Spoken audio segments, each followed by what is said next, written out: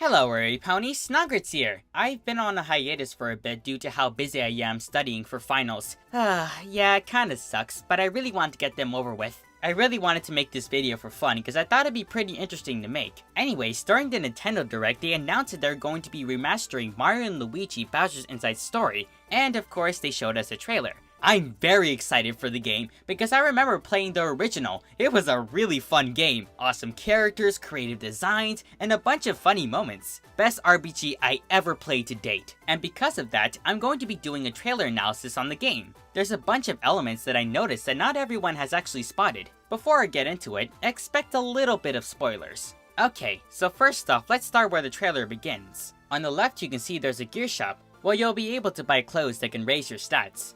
Pretty typical, was there in the original as well. You can also buy health items in there too. Here's another screenshot where we see more of the area. The graphics and atmosphere certainly have been majorly improved since the original, and it looks awesome. Truly amazing. Although, Mario's voice is completely different compared to the original. Honestly, I actually prefer the original voice because it has so much charm and expression in it. However, I'll see how the new one holds up. But other than that, there's something very interesting that we actually haven't seen before, and that's this button that says open. Judging by the shapes in the button, we can conclude that it will lead the brothers back to the lobby section, which is definitely an interesting feature. Pretty handy one now that I think about it. In the next transition, we can see the bug. Yes, I'm calling it bug, I don't know what its name is. Anyways, this is one of the first bosses you'll be facing in the game. This section looks absolutely beautiful though, definitely the atmosphere they should go for. Although, actually there's something else that's a bit weird. Why is Luigi kicking the shell to Mario? In the original, the shell hits the enemy every time you hit it back. But in this screenshot, Luigi is passing it to Mario without hitting the enemy. Pretty strange, huh? I'm assuming they are changing the way you finish that last attack with the shell. Probably similar to that of Dream Team. It's quite a questionable change if you ask me. And of course we have the badge meter. Wait a minute. In the original, you don't get badges until way later in the game. You certainly wouldn't have them in this boss. That's interesting, because that didn't happen in the game at all. I think the developers are tweaking the game a little, because these are very noticeable changes, a big one at that. The next transition, we have one of the opening cutscenes. Nothing really new other than it's 3D animated. Here we have Toad Town. You can also see an X on the ground. That would be where the beans are, which can also boost your stats.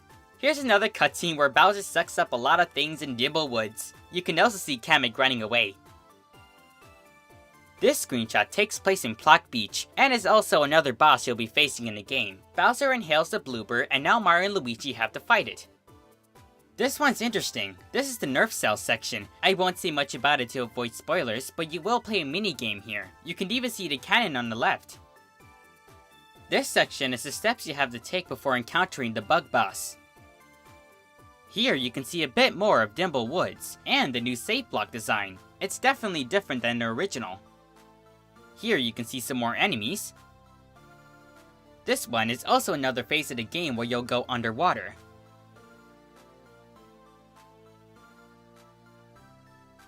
Now we get to see the giant battles, which they are now in 3D. Again, one of the giant bosses you'll face. Now I am aware that Bowser Jr.'s journey is an addition to the game, but it really doesn't show much other than, well, another boss. Well, unfortunately that's all the info we can get. I hope this video revealed some details and helped build your hype for the game. Anyways, that's it for me guys. Next time I'll be making a video on the recent updates and changes on Them's Fightin' Herds. See you there. Have a good one guys. This is Snoggerts, signing out.